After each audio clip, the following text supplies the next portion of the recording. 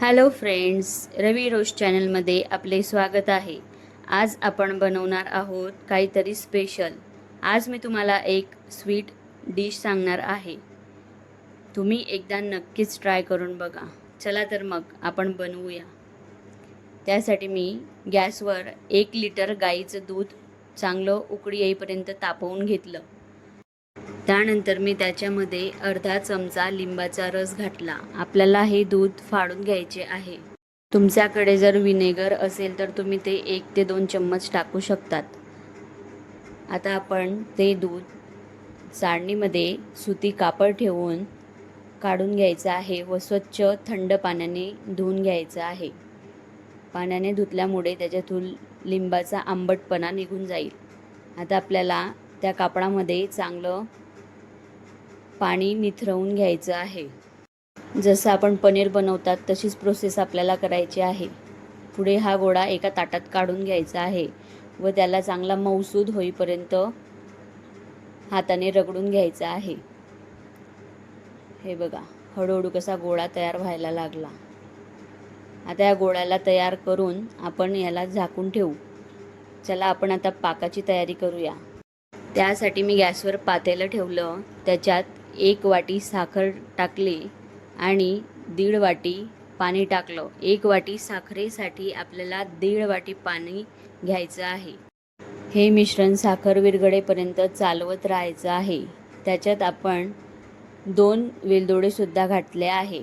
बघा, आता पूर्णपणे साखर विरघळली आहे आणि आपला पाक तयार झालेला आहे.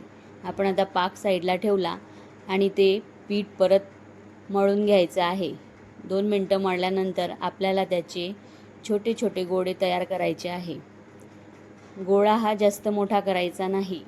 गुलाबजामुनपेक्षा सुद्धा छोटा गोळा आपल्याला करायचा आहे, कारण हे गोळे 2 पटीने फुलत असतात. बघा, छानपैकी आपण सर्व गोळे असे करून घ्यायचे आहे. यांना जोरात दाबायचं नाही, एकदम अलगद हाताने आपल्याला गोल गोल गोळे करायचे आहे. हे बघा, सर्व पिठाचे गोळे करून तयार झालेले आहेत. आता आपण त्यांना उकळवण्यासाठी दुसऱ्या पाकाची तयारी करूया. त्यासाठी मी 1 वाटी साखर घेतली आणि 1 वाटी साखरेसाठी मी त्याच्यात 4 वाटी पाणी घातलेलं आहे, कारण आपल्याला याच्यात ते पिठाचे गोळे शिजवून घ्यायचे आहे. याच्यात सुद्धा 1 वेलदोडा मी घातलेला आहे. आता हे पूर्ण साखर विरघळेपर्यंत आपल्याला चालवत राहायचं आहे आणि अशा उकळत्या पाण्यात हे गोळे सोडायचे आहे. आणि ही सर्व प्रोसेस करताना आपल्याला गॅसची फ्लेम हायच ठेवायची आहे. लो फ्लेम झाली तर सर्व गडबड होईल. आता आपल्याला याच्यावर झाकण ठेवायचं आहे. 5 मिनिटांनी आपल्याला झाकण काढून सर्व एकदा परत चालवून घ्यायचं आहे.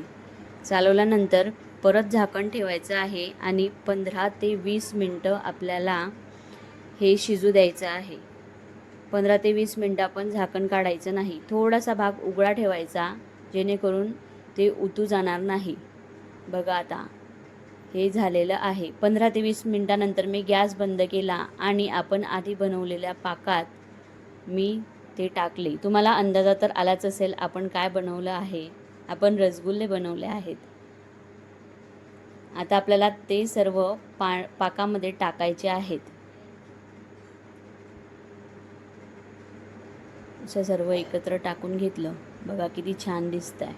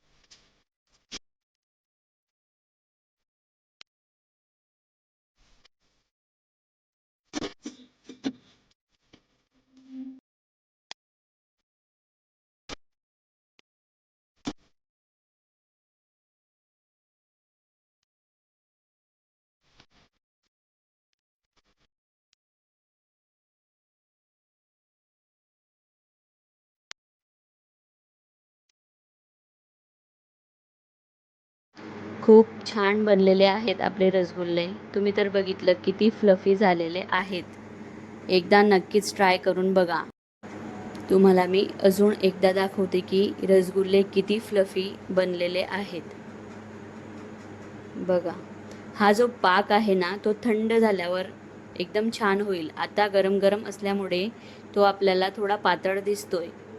बघा किती फ्लफी झालेले आहेत. रेसिपी आवडली असेल तर लाईक करा, कमेंट करा, चॅनलला सबस्क्राईब करा आणि व्हिडिओ शेअर करा. Thank you for watching.